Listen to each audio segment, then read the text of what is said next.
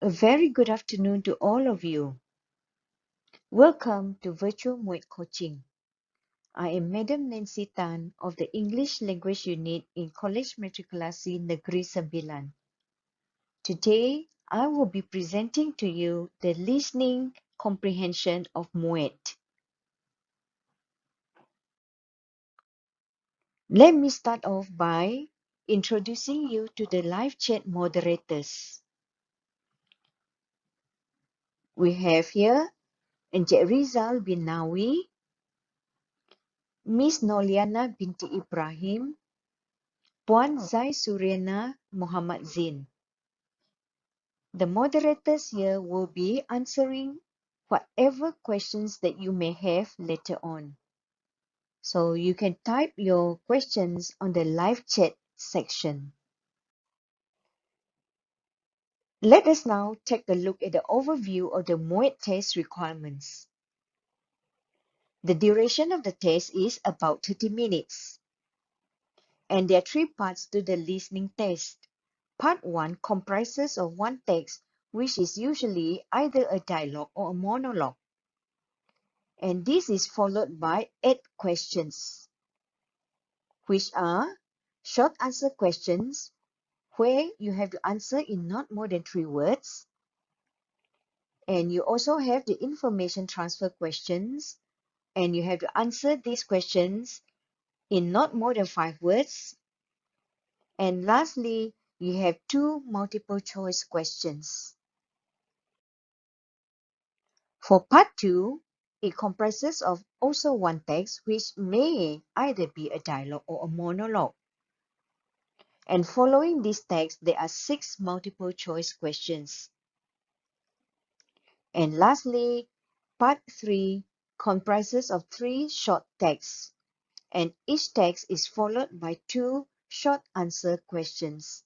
So altogether, you have 6 short answer questions.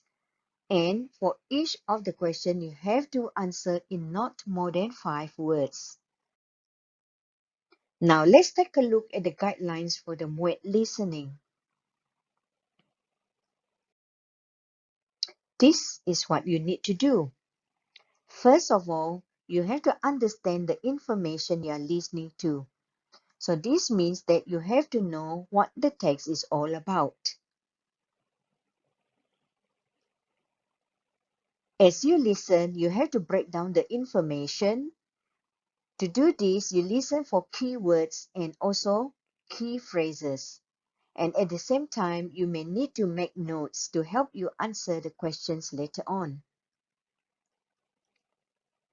Right, you also need to practice the listening sub-skills, which comprises of listening for main ideas and also to listen for supporting details. In order to do this, you have to listen out for the keywords. And finally, you have to analyze the information that you hear. This means to make inferences, making predictions, drawing conclusions, and also at the same time, you might need to identify the speaker's attitudes, roles, and relationship. Now, let me take you through a step-by-step guide to the listening test. This is the pre-listening stage. During this stage, you need to read the instruction carefully and note the word limit, whether it is a 5-word answer or a 3-word answer. Pay attention to the stem of each question, as you may have to rephrase the information later on. Read all the questions and the answer options carefully. This is especially important for the multiple choice questions, because the most obvious answer may not necessarily be the correct answer. And finally, you have to underline the keywords in the questions, and this is to help you focus on what to listen for later. You know that you get to listen to the text twice. So these are some of the things that you have to do during the first listening. Listen actively for specific information. You do this by listening out for the keywords or the phrases or the synonyms that you have identified in the questions or the stems earlier on. Besides, you also need to jot down notes or important information, especially those that contain the keywords that you have identified earlier. This is to help you summarize or paraphrase the information in order to fit the stem. When you listen to the text, you may have heard the answers to the questions, but then they may be too long for you to write due to the word count. So if you jot down notes, you may be able to summarize or rephrase those notes in order to fit in the stem and to keep to the word count. And during the second listening, this is the time when you get missing information to the answers that you have missed during the first listening. Do not panic during the first listening if you miss out some of the answers, because you can still listen during the second listening and get the answers to the get the information to the missing answers. Other than that, you also have to check your answers, check the spelling, check the grammar to make sure that sentence structure and grammar points have been used accurately. And lastly, check the word limit, the word count, because it would be futile or it would be useless for you to write down the answer if you have exceeded the word limit, because definitely your answers will be wrong. Here are some tips to help you score. Number 1, always check your spelling. In marking, we allow for a one-letter error, provided there is no change in meaning and pronunciation of the word. Let's take a look at some examples. The answer is interesting, but somehow you have spelled it as interesting. So in your answer, there is a one-letter error, which is the missing E. Now, how do you pronounce the word? It is still pronounced as interesting. So since the pronunciation has not changed, we accept it as the correct answer. What about this? You have spelled it as interesting. Again, there is a one-letter error in that there is a missing T here. How do you pronounce the word? It is pronounced as interesting. So therefore, the pronunciation of the word has changed, and there is no such word in English. So because of that, we cannot accept that as the answer. Let's look at another example. The answer is message, and you have spelled it as M-A-S-S-A-G-E. So where is the error here? It is the letter A, which should be an E. So there is the one letter error. How do you pronounce the word? It is pronounced as massage. So can we accept that as the correct answer? What do you think? Of course not, because the pronunciation of the word has changed, and it also has a different meaning. If your answer is M-E-S-S-E-G-E, we see that there is a one-letter error in your answer, which is in the letter E, which should actually be A. There's a one-letter error. How is the word pronounced here? It is pronounced as message, right? So that means that the pronunciation remains the same. In which case, can we accept the answer? Yes, that is acceptable as the answer, even though there is a one-letter error in your answer. This is a reminder to all of you. We are definitely not advocating nor encouraging you to spell words inaccurately. The one-letter error allowance is given because we understand that sometimes when you're under exam strain or under exam constraint, you misspell words. So always spell words correctly. Do not make mistakes in your spelling. Another tip is to always follow the grammar points in the questions. What are the grammar points? Firstly, subject-verb agreement must be strictly observed. This means that a singular subject takes a singular verb and a plural subject will take a plural verb. For example, we have the number of investors. Is this singular or plural? Is the subject investors or the number of investors?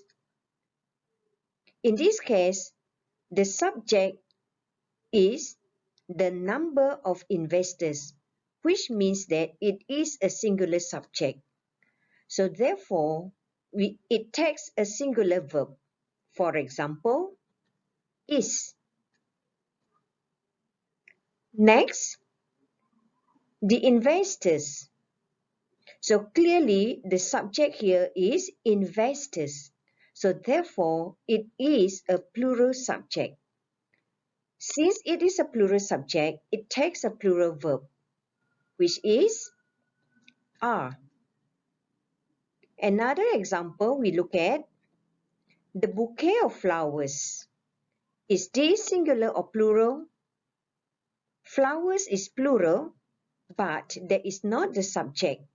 The subject here is bouquet of flowers, which means that it is singular and therefore it takes a singular verb. The closure of the schools. Schools is plural. The closure of the schools is the subject. The closure is the subject here. So therefore, we are not looking at schools as the subject. Since the subject is singular, it takes a singular verb. Then we have king and queen. The two nouns here are linked by the connector and, making it a plural subject. So there are two people here or two persons here. So therefore, it takes a plural verb. And lastly, we look at king or queen. This time around, the two nouns are linked by the connector or, making it a singular subject. So therefore, a singular subject takes a singular verb. And the answer is.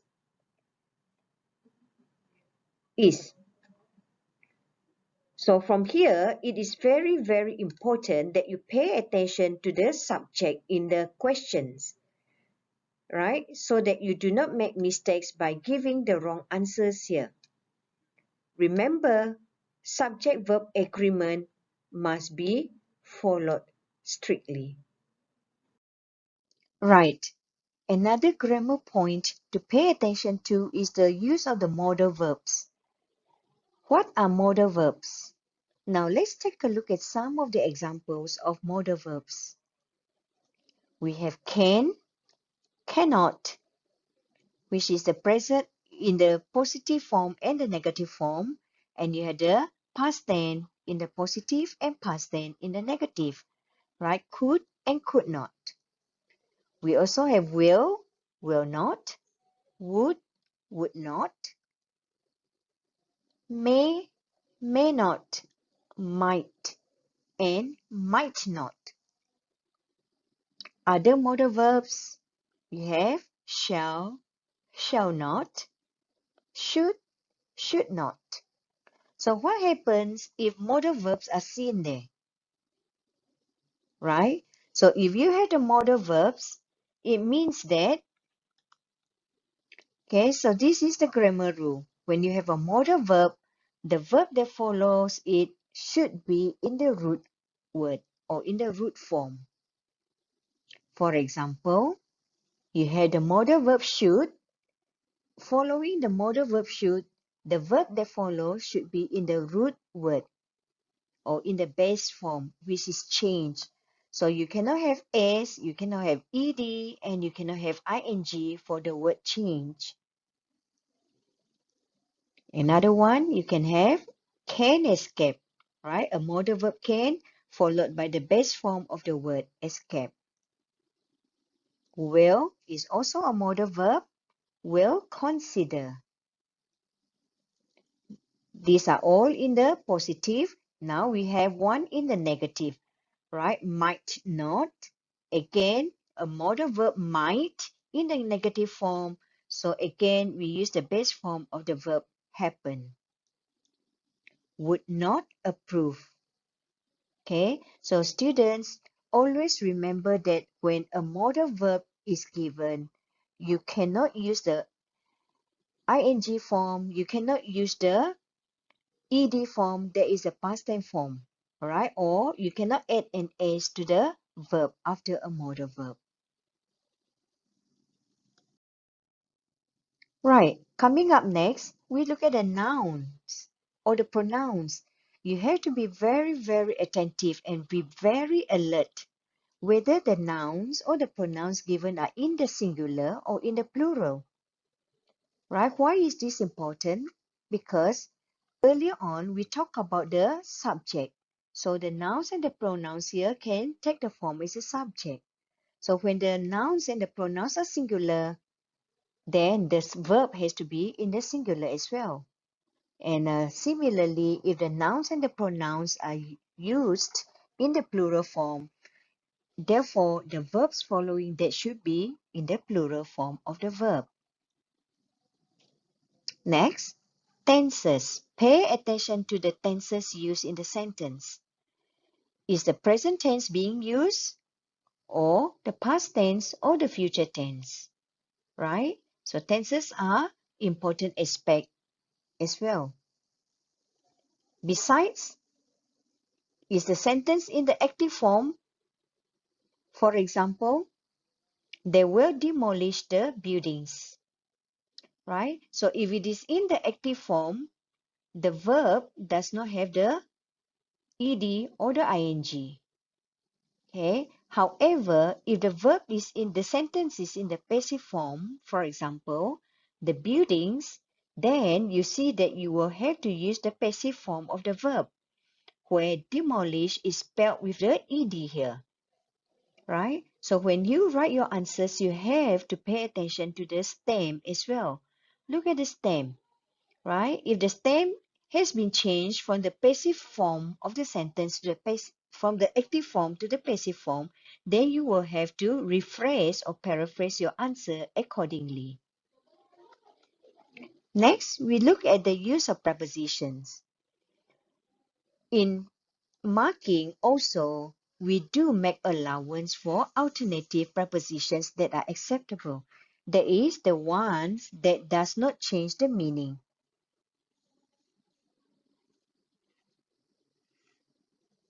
Right? So let's take a look at some examples here. The answer is exposure to water. This is the correct preposition to use, right? To, exposure to water, which is of course correctly used. But if you have written exposure with water, so the meaning has changed, right? So the meaning here is actually not correct, right? We cannot have exposure with water. Okay, so even though you have replaced the preposition to with another preposition with, the answer cannot be accepted. So therefore, exposure with water is wrong. Another example,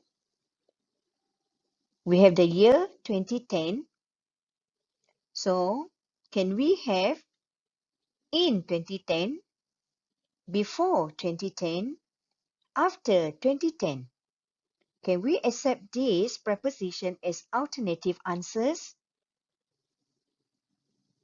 Definitely not, right?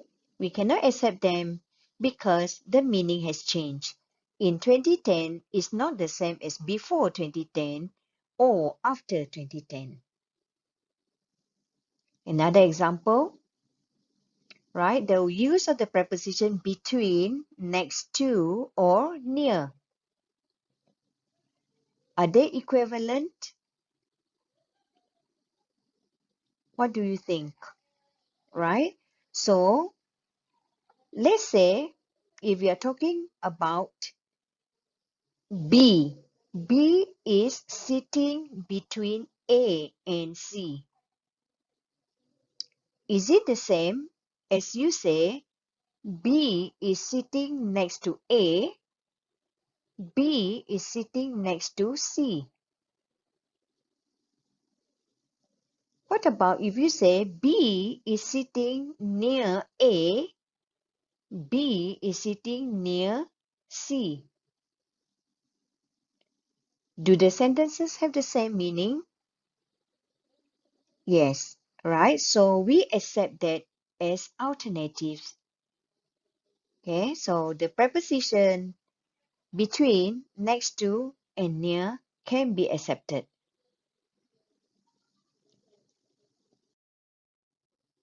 Moving on. Right, another tip. You may ask, can I just write one word in a blank that says not more than 3 or 5 words? Can you? Can you write one word for a 3-word answer or a 5-word answer? Yes, if the answer is relevant, right? So you may write one word for a 3-word or a 5-word answer. Next, can I use punctuation marks or symbols in my answers, such as the slash, right? This symbol here, the comma, and the ampersand. Can you use these symbols or punctuation marks in your answers? Now let's take a look at some examples. If the answers, you have two answers, laptops, and also another answer is handphones, and you join the two answers with this symbol here, can it be accepted? Right? It is still counted as 3 words, right? 1, 2, and 3 words. Okay, so do you accept that as the correct answer? You have used a symbol here, right? Let's check. No, you can't, right? So that means that you can't use the symbol in your answer. What about this? Laptops and a slash handphones as the answer. Again, the answer is inaccurate and therefore it will be marked wrong. What about the next one? Laptops, comma, handphones. Is it acceptable? You have used a punctuation mark here. The comma is a punctuation mark. Can we accept that? Let's check the answer. Again, you can't do that, yeah, students? You can't do that. So do not link two answers with a comma here. Next, you have 3 answers. So laptops, handphones, desktops. And these are linked with the commas. What do you think? I'm very sure you know the answer is wrong. You can't do that because here you can link laptops and handphones with a comma here, but not handphones with a desktop because the last 2 items here should be joined by the linker and. Yeah, you have to use and here and not the comma. Now we have laptops and handphones, 2 answers, right? And the 2 answers are joined by the word and, a connector there. Is that acceptable? Yes, definitely. That is how you should write your answer, right? You should write your answer using a connector instead of a symbol or a punctuation mark. Lastly, you have a 3-word answer here, right? 3 answers here. Okay, so you have laptops, handphones, and desktops, right? As we have seen here earlier on, right? The answers are separated by commas, right? And it is considered as inaccurate. Now, what about this? Laptops, comma, handphones, and desktops. Yes, we accept that as the correct answer, right? As I mentioned earlier, the first 2 answers can be joined with the comma here, but the last 2 cannot be joined with a comma. It has to be a connector, right? So you use the word and here. So how many words will this be then? 1, 2, 3, and 4, right? So the answer is a 4-word answer. The next question is, will my terrible handwriting affect my marks?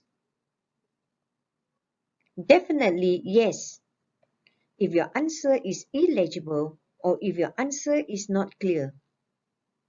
Students, it is important therefore for you to write your answers neatly and clearly. Finally, what happens if my answer exceeded the word limit? I'm very sure you know what the answer to this question is. No mark will be given. Right? So you have listened to the guidelines and the tips for high score. So now it is time for practice, right? To put into practice what you have learned thus far. Okay, are you ready? So let us do some practices here. Let us start with the short answer questions. For this task, you have to write your answers as instructed in not more than 3 words. And also, you may need to rephrase your answers to suit the stems. So let's take a look at this exercise which is taken from the As Ahead MUET book. Students, can you now take out the handout that your lecturers have given to you? Right, let's look at the instruction here. It says, for each question, write your answers in not more than 3 words. So, I'm going to play a recording for you, and as you listen to the audio recording, complete each of the sentence here in not more than 3 words. Are you ready now? I'm going to start playing the audio recording for you. Exercise 1. Jumbo Floating Restaurant in Aberdeen, Hong Kong has been a tourist attraction for decades. There you can eat fresh seafood in a big, beautiful Oriental palace-like boat. You can even get to be king or queen and sit on the throne for a few minutes and take as many photos as you want with your own camera. They even provide you with the royal garb. The restaurant has 3 decks. The top deck is for dining, the middle deck is for gaming, and the living quarters are on the lowest deck. Since the Jumbo Floating Restaurant is a little way out from the shore, There are ferries to shuttle you from the pier to the restaurant. The ferry service is free and runs quite frequently. The best way to get to the restaurant is probably by taking a taxi from Causeway Bay, which takes less than half an hour. Alternatively, take a bus. There are a few bus routes that can get you to Jumbo's ferry pier. All right, so I'm going to play the recording for you another time. You can check your answers now. Exercise 1.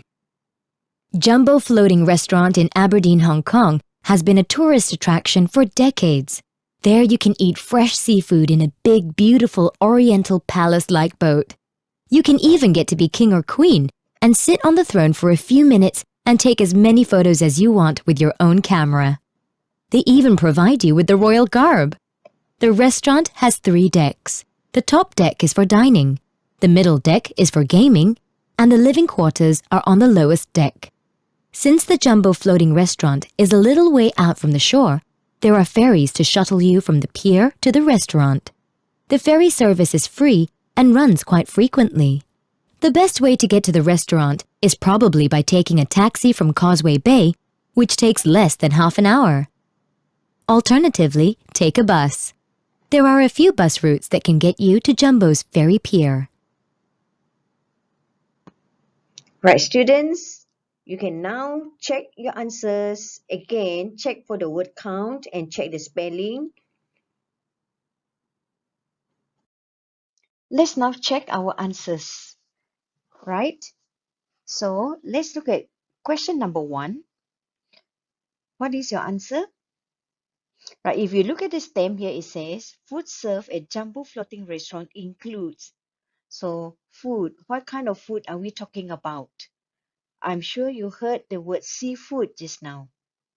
Okay, so the answer is fresh seafood or just seafood.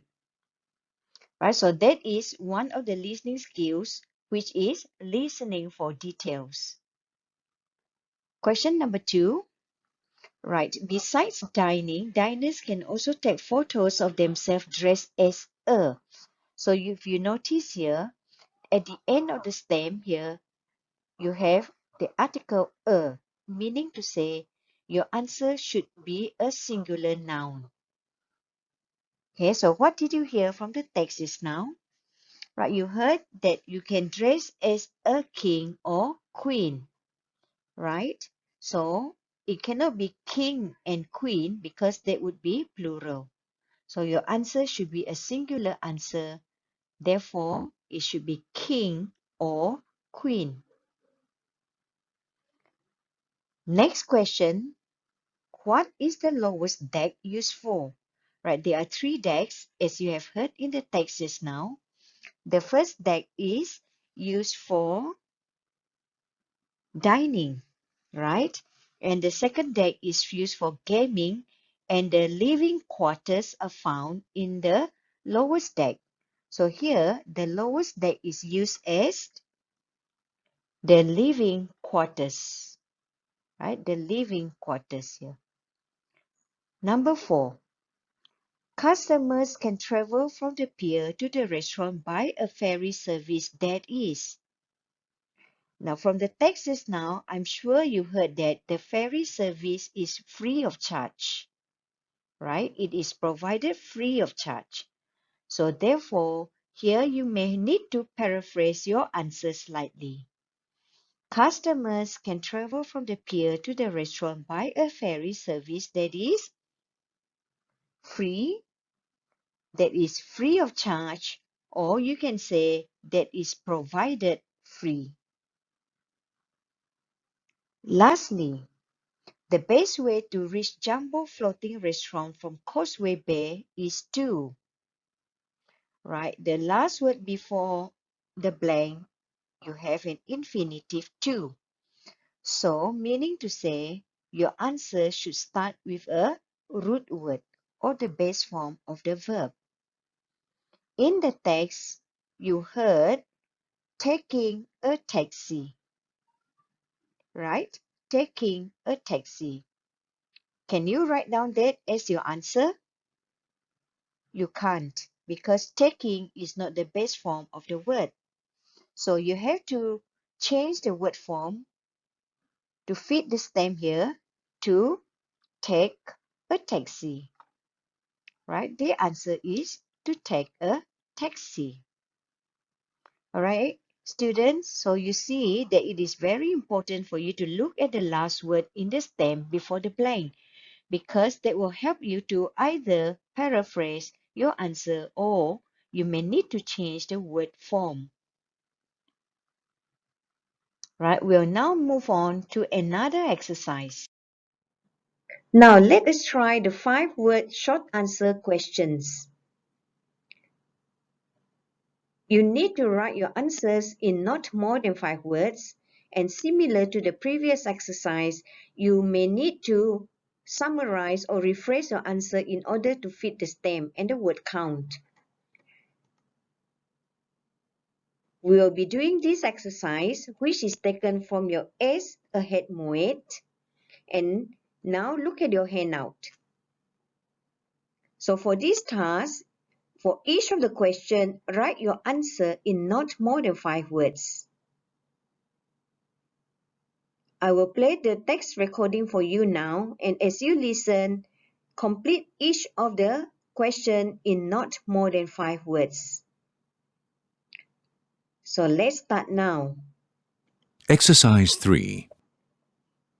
Good afternoon, passengers. This is the pre-boarding announcement for Flight 89B to Rome. We are now inviting those passengers with small children and any passengers requiring special assistance to begin boarding at this time. Please have your boarding pass and identification ready. Regular boarding will begin in approximately 10 minutes' time. Thank you. This is the final boarding call for passengers Erin and Fred Collins booked on Flight 372A to Kansas City. Please proceed to Gate 3 immediately. The final checks are being completed and the captain will order the aircraft doors to close in approximately 5 minutes' time. I repeat, this is the final boarding call for Erin and Fred Collins. Thank you. Attention passengers of Flight 170 bound for Tokyo with stops in Taipei. The departure gate has been changed to Gate 30B. There will also be a slight delay in departure due to the unfavorable weather conditions. Complimentary refreshment is served at Alpha Cafe on Level 2. Please produce your boarding pass for the light refreshment. Thank you. You will now listen to the recording for the second time. And when you listen, check your answers. Exercise 3. Good afternoon, passengers. This is the pre-boarding announcement for Flight 89B to Rome. We are now inviting those passengers with small children and any passengers requiring special assistance to begin boarding at this time. Please have your boarding pass and identification ready. Regular boarding will begin in approximately 10 minutes' time. Thank you. This is the final boarding call for passengers Erin and Fred Collins booked on Flight 372A to Kansas City. Please proceed to Gate 3 immediately. The final checks are being completed and the captain will order the aircraft doors to close in approximately 5 minutes' time. I repeat, this is the final boarding call for Erin and Fred Collins. Thank you. Attention passengers of Flight 170 bound for Tokyo with stops in Taipei. The departure gate has been changed to Gate 30B. There will also be a slight delay in departure due to the unfavorable weather conditions. Complimentary refreshment is served at Alpha Cafe on Level 2. Please produce your boarding pass for the light refreshment. Thank you. You can now check and finalize your answers. Right, it's time to check the answers. Let's look at number 1. What is your answer for the blank here? Right, in the text just now you heard passengers requiring special assistance. Can you write that as the answer? if you look at the stem here, you cannot have a verb that ends in the ing, right? So you have to change the ing form into the root form. So passengers with small children and those who require or those who need special assistance will board flight 89B first. So need here, you notice I have used the word need. Need here is the synonym for require. So this is an acceptable answer. Number 2. Erin and Fred Collins are requested to do what? Just now in the text, you heard that they are required to proceed to get 3 immediately, right? So that is the information that you have to listen for, okay? And the keywords are to listen for are Erin and Fred Collins. So what are they requested to do? They are to proceed to get 3 immediately, right? So that is still within the 5-word answer. Next, what will the captain of flight 372A do? He will order the doors of the aircraft, right? So you see that this is a passive form of the sentence, right? So this is a passive sentence, so therefore your answer has to be in the passive form. So what will he order the door of the aircraft to be done? Right? In the text, you heard that he will order the doors to be closed, to close the doors of the aircraft. So therefore, the passive form, he will order the doors of the aircraft to be closed. Okay, to be closed. Next, this is a very straightforward question. Right? What happens to the flight to Tokyo? It has been delayed, right? So this is the keyword. Okay, the flight to Tokyo has been delayed. Why? Why has it been delayed? I'm sure you heard the reason that it has been delayed due to unfavorable weather conditions. Or if you do not know how to spell the word unfavorable, you can look for a synonym, which is bad. Right? So unfavorable or bad weather conditions. And for question number 5, refreshment will be served to passengers of flight 170. Right? When there, what do they have to do? Or what do the passengers have to do? Right? I think they need to show something. Okay, so what is it that they have to show? They have to produce or they have to show their boarding pass. Right? They have to show their boarding pass. All right? So students, this is how you answer the 5-word answer questions. Okay, so again, similar to the previous exercise, you have to pay attention to the last word before the blank. Okay, you have to pay attention to the last word before the blank. For example, if you look at question number 2, the last word is to. So you know that the verb after that has to be in the base form, right? So now let us move on.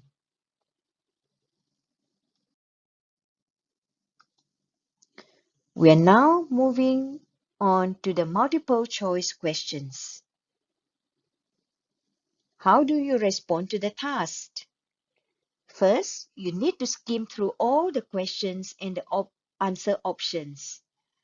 Okay, so you have 3 answer options, so A, B, or C. So you have to look at all the options. Do not immediately tick A, B, or C as the answer. Right? If you think that A is the answer, check to see why B and C are not the answers. Next, when you read the questions and the answer options, Be sure to underline the keywords as well, as this will help you to listen specifically in the text later on. And focus on the flow of the information because the questions follow the sequence of the text. So when you focus on the flow of the information, you will be able to answer the questions more effectively.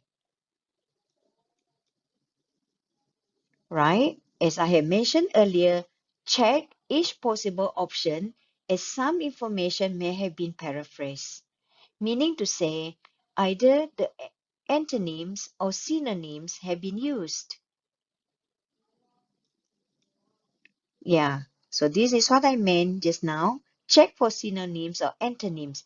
So synonyms or antonyms may have been used to paraphrase the information, yeah? And lastly, of course, choose the most suitable response to each of the question and mark your answer clearly and neatly. If you need to change your answer, make sure that you erase or you cancel the earlier answer and write down the final answer clearly. Let's now take a look at the multiple choice questions. This text is taken from the MUET Listening November 2016. Students, can you have your handout ready? I'm going to play the audio recording for you, and as you listen, mark your answers.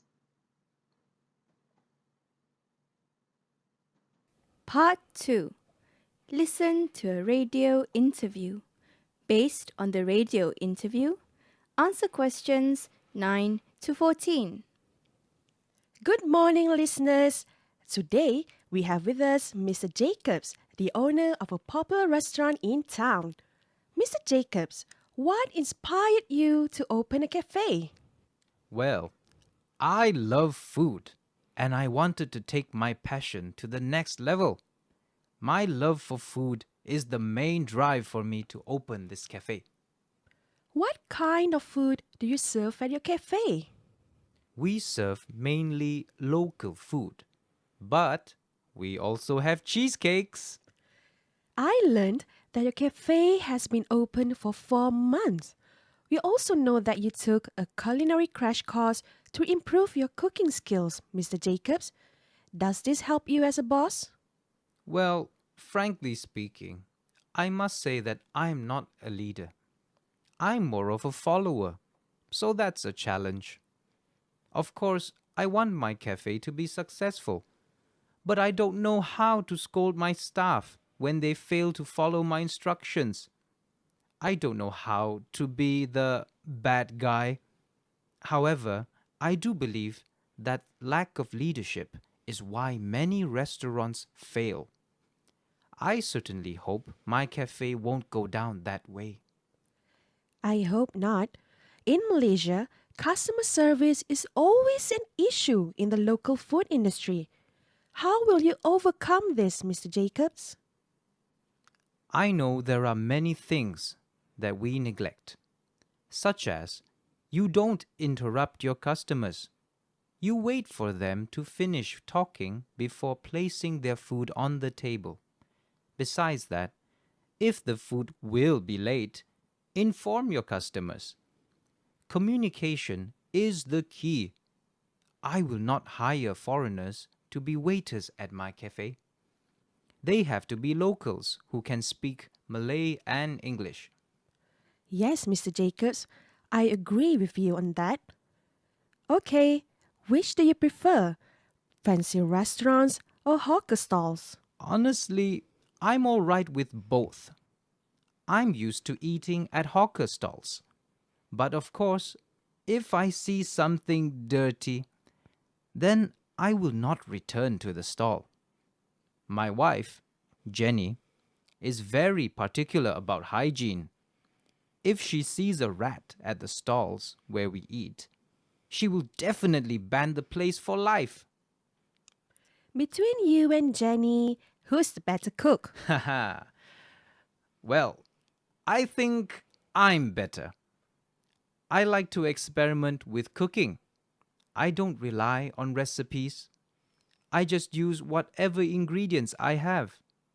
I just throw everything in and improvise. That's interesting.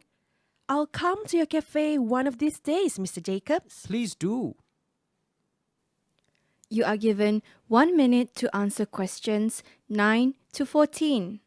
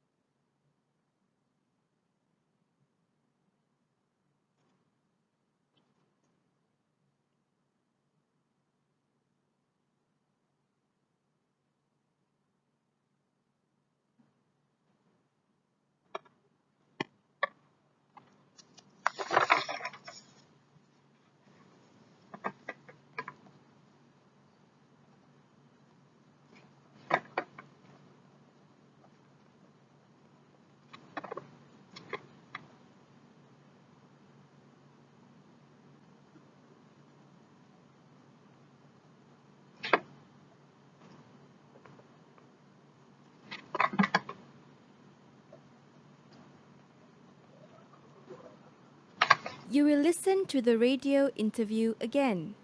Check your answers. Good morning, listeners. Today, we have with us Mr. Jacobs, the owner of a popular restaurant in town. Mr. Jacobs, what inspired you to open a cafe? Well, I love food and I wanted to take my passion to the next level. My love for food is the main drive for me to open this cafe. What kind of food do you serve at your cafe? We serve mainly local food, but we also have cheesecakes. I learned that your cafe has been open for 4 months. We also know that you took a culinary crash course to improve your cooking skills, Mr. Jacobs. Does this help you as a boss? Well, frankly speaking, I must say that I'm not a leader. I'm more of a follower, so that's a challenge. Of course, I want my cafe to be successful, but I don't know how to scold my staff when they fail to follow my instructions. I don't know how to be the bad guy. However, I do believe that lack of leadership is why many restaurants fail. I certainly hope my cafe won't go down that way.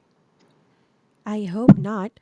In Malaysia, customer service is always an issue in the local food industry. How will you overcome this, Mr. Jacobs? I know there are many things that we neglect, such as you don't interrupt your customers. You wait for them to finish talking before placing their food on the table. Besides that, if the food will be late, inform your customers. Communication is the key. I will not hire foreigners to be waiters at my cafe. They have to be locals who can speak Malay and English. Yes, Mr. Jacobs, I agree with you on that. Okay, which do you prefer? Fancy restaurants or hawker stalls? Honestly, I'm all right with both. I'm used to eating at hawker stalls. But of course, if I see something dirty, then I will not return to the stall. My wife, Jenny, is very particular about hygiene. If she sees a rat at the stalls where we eat, she will definitely ban the place for life. Between you and Jenny, who's the better cook? Haha. Well, I think I'm better. I like to experiment with cooking. I don't rely on recipes. I just use whatever ingredients I have. I just throw everything in and improvise. That's interesting. I'll come to your cafe one of these days, Mr. Jacobs. Please do. So, did you manage to get the answers to all the questions? Let's check our answers in the next slide. We are now going to check the answers for questions 9 to 14. Let's look at question number 9. What is your answer?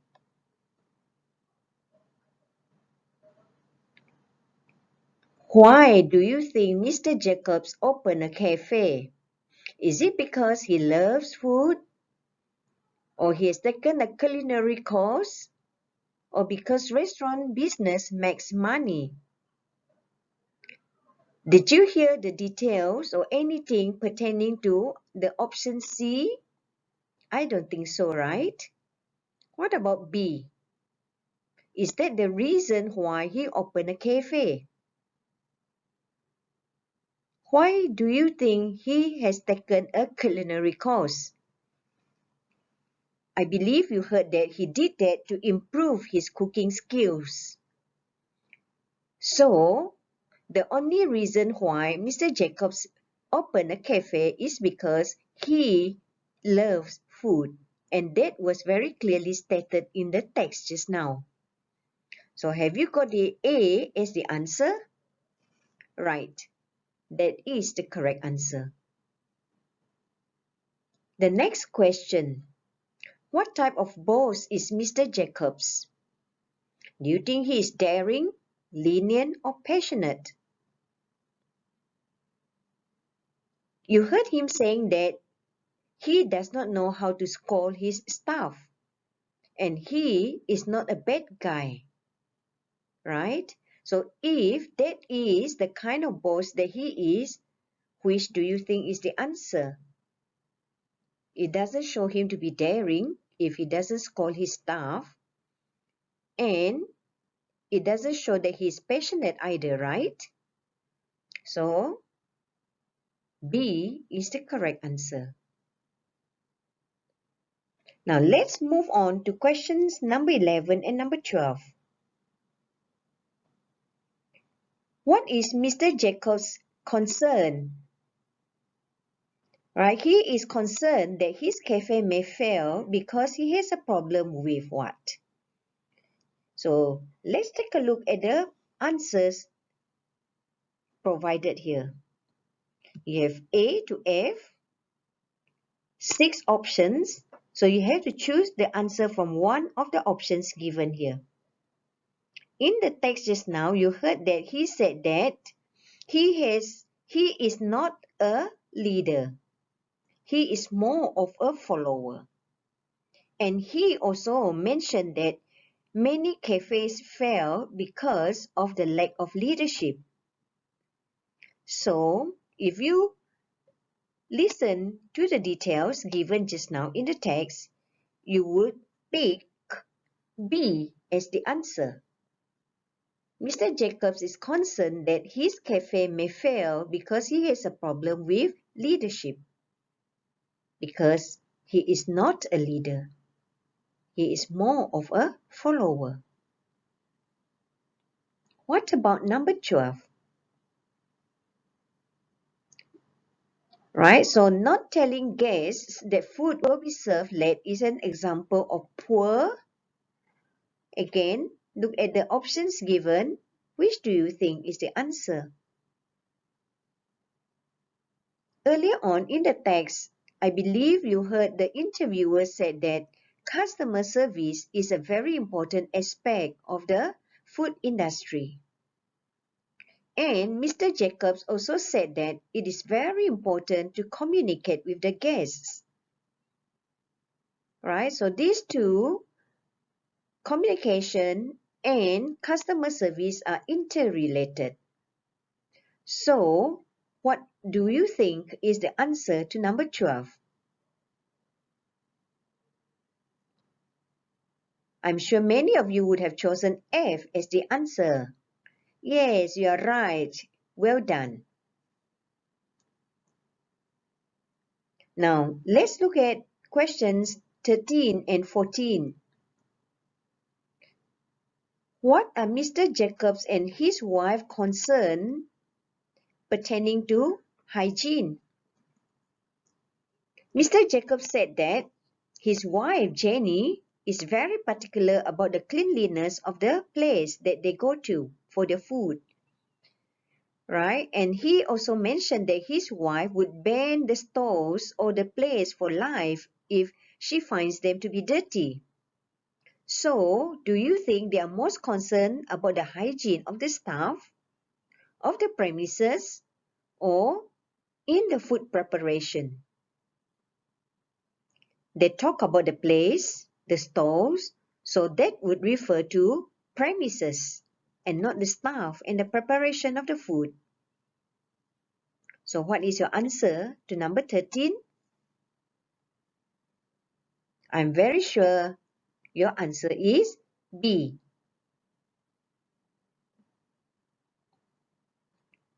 And now let's move on to the last question. What is the main focus of the interview? What is the central idea here? Did the interviewer and Mr. Jacobs talk about Mr. Jacobs' cafe business? Or did they discuss in details about Mr. Jacobs' cooking skills? Or was it about his favorite eating places? What was the main point of discussion or the interview?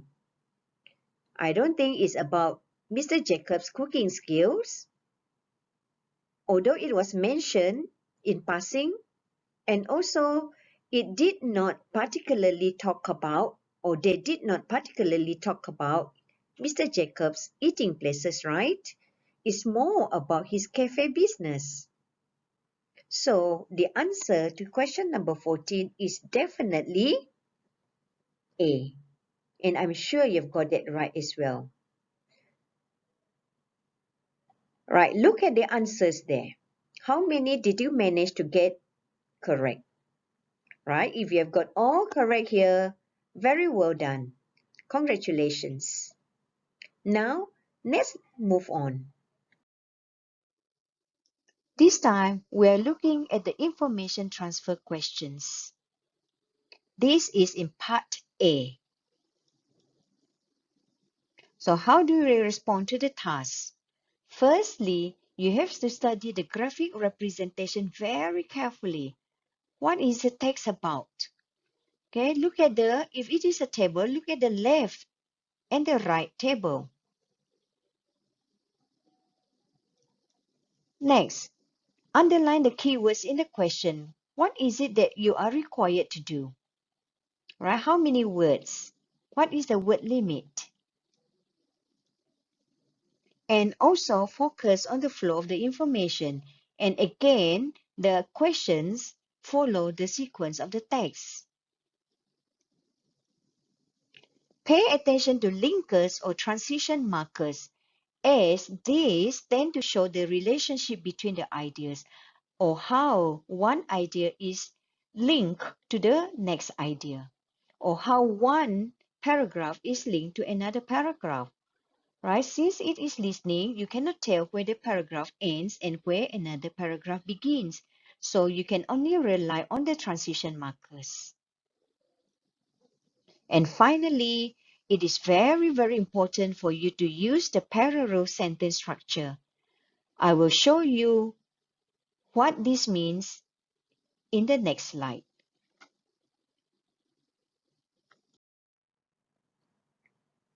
Now, let's look at the last type of question, which is the information transfer question. And for this type of questions, you have to write your answer in not more than 5 words. As mentioned earlier, you have to understand what the text is about. So take a look at this handout here. This text is about the differences between animals and plants in terms of their movement, irritability, and feeding. And also, I mentioned that when you are answering this type of questions, you have to follow the same sentence structure. Now, let me explain what this means. Right, you look at the answer for number 1 under animals. How does the stem begin with? Here it says move to. Animals move to. Right? Now, let's look at the corresponding answer for plants. It says here, plants remain in one place. Now, if you look at the first word in both the stem here, you find that the words are root form of the verb. Both starts with a verb in the root form or in the base form, right? And here, under animals, it says that it moved to or animals move to. So when you look at the verb form here, that shows that these are of the same sentence structure. Move is a verb, remain is a verb, right? Then you also have the to infinitive here, move to. So grammar rule states that when you have a to infinitive here, what happens next? Right, so your answer has to be in the base form as well. Okay, so animals move to, right, what? Okay, so you will get the answer here when you listen to the text later. Now look at the characteristic irritability. For animals, they are fast to react. And you have to give the answer to number 2. What about plants? So if you look at the option given here, the answer given for animals, it starts with an adjective. Fast is an adjective. So if you are to follow the same sentence structure, it means that your answer for number 2 has to begin with an adjective as well. So remember, when you listen to the text later on, you may have to paraphrase your answer so that your answer starts with an adjective as well, so that it follows the same sentence structure here. Now let's look at feeding. You have the answer given, can only. And for number 4, also it starts with can. So both these shows that they have the same sentence structure as well, which begins with a modal verb can. Right? So when we look at the grammar points earlier at the beginning of the presentation, I told you that when you have modal verbs, what happens? What is the rule? When you have modal verbs, the answer that follows must be in the root form, the base form of the verb, right? So again, make sure that you use the base form of the verb when you answer, you write your answers to number 3 and number 4. Okay, so now I'm going to play the audio recording for you. Try to answer all the questions here in not more than 5 words for each of the answer. Are you ready? I'm playing the audio now. Exercise 5. Animate objects can be classified into 2 types, plants and animals. The major differences between plants and animals are in movement, irritability, and feeding. The greatest difference is in movement. Animals continuously move about looking for food, while plants remain in one place. Animals also respond more quickly and immediately to the environment, unlike plants, who react much more slowly. For example, a plant takes a long time to bend its stem in search of sunlight. Plants, however, can manufacture their own food using soil, sunlight, carbon dioxide, and water. Animals can only consume food. They feed on food manufactured by or obtained from plants or other animals. Right, I'm going to play the audio recording for you a second time. This time around, when you listen, please check your answers. Exercise 5. Animate objects can be classified into two types, plants and animals. The major differences between plants and animals are in movement, irritability, and feeding. The greatest difference is in movement. Animals continuously move about looking for food, while plants remain in one place. Animals also respond more quickly and immediately to the environment, unlike plants, who react much more slowly. For example, a plant takes a long time to bend its stem in search of sunlight. Plants, however, can manufacture their own food using soil, sunlight, carbon dioxide, and water. Animals can only consume food. They feed on food manufactured by or obtained from plants or other animals. So you are done with all the answers. We'll move on and check the answers together.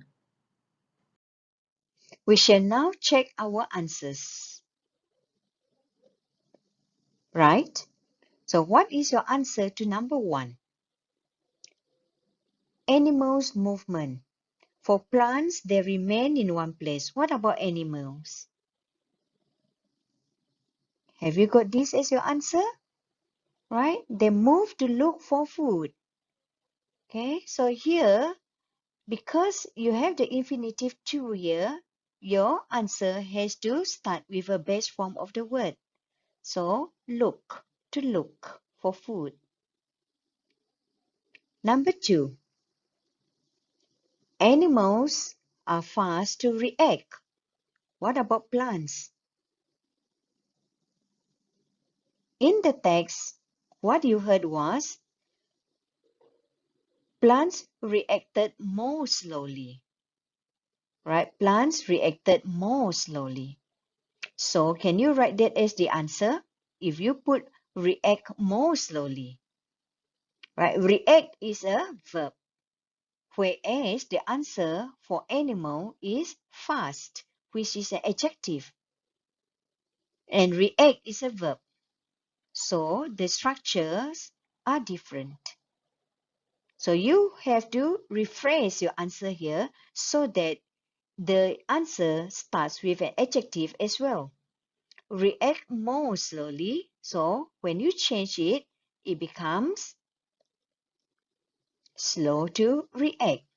Right? So slow is an adjective, which is parallel in structure to fast. Both are adjectives. Next question, you have a modal verb here, as I said just now. So you have to be careful with your answer. So what can animals do?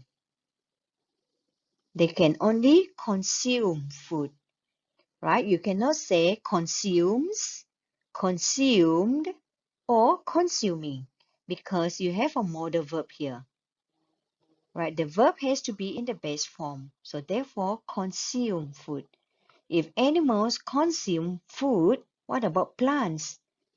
Right? So plants can make their own food. They can make their own food.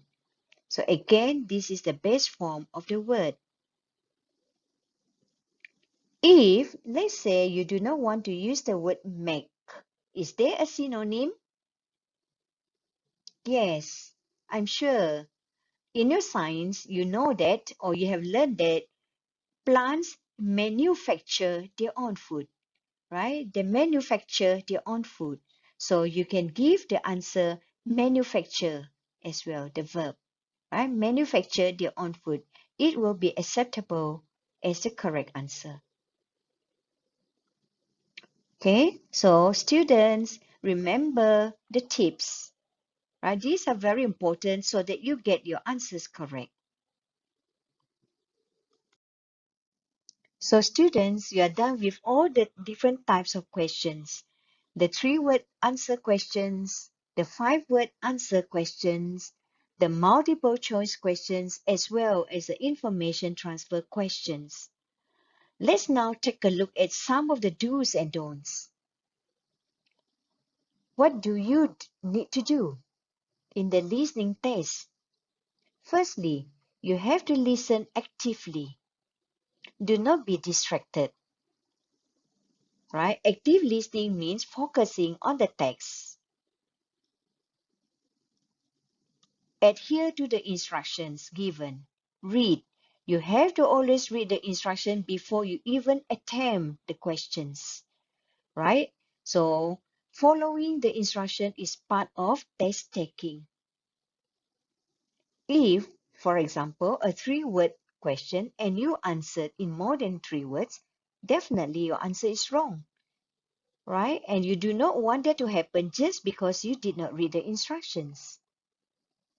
Next, read ahead to be prepared, right? Remember, you are given 1 minute before the test starts to read all the questions. So take the 1 minute time to go through all the questions and highlight or underline the keywords or the key phrases to help you focus on your listening.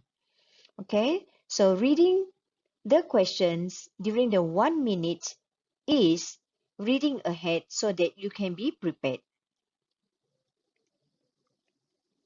Use the keywords you hear in your answers, right? You have marked the keywords in the stems or in the answer options. So when you listen to the text, listen out for those keywords.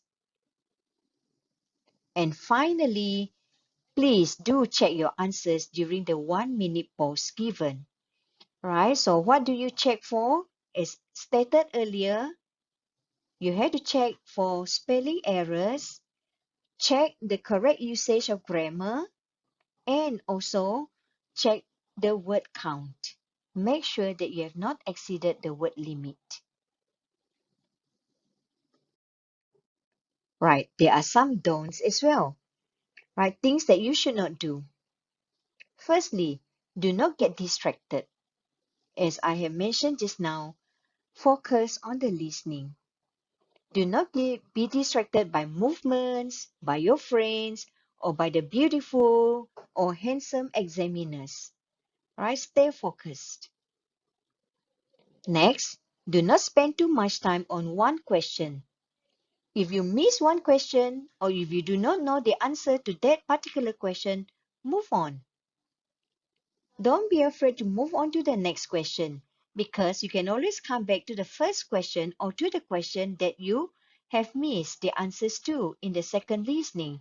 Remember, you get to listen to the text again for a second time, right? So you can always come back and listen for the missing information. And finally, do not leave any questions unanswered because that will mean a 0 for you. At least try to attempt. When you attempt, there is a possibility that you will get the answer correct, right? So, remember the do's and the don'ts. Students, I believe we've come to the end of the presentation. So, thank you very much for your time.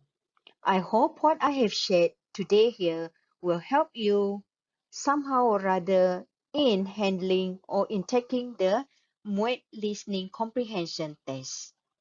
I wish you all the best and try your best in your upcoming MUET test.